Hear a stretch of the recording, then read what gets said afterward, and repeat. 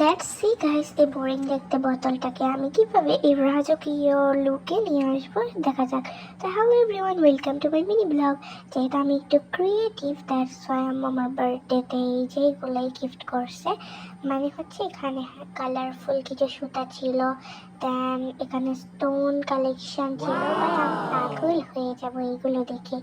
And then আমি এখানে আমাদের বাসায় কিছুদিন যাবৎ এই বোতলটা পড়ে রয়েছে, এটা হচ্ছে একটা জুসের বোতল। দেন আমা বলছিল যে এটা ফাঁকা ফাঁকা লাগছে, এটাকে ডেকোরেশন করতে পারো। তো আমি শুরু করে দিলাম ডেকোরেশন। অ্যান্ড রোজার দিন আমার টাইম পাসও হচ্ছে।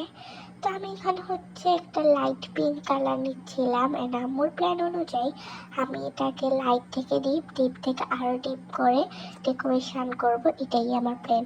অ্যান্ড এইদিকে আমি একটু অ্যাস্থেটিক ভিডিও নেওয়ার চেষ্টা করতেছিলাম, বাট স্টিল গাইস এটা খ্যাত হয়ে গেল।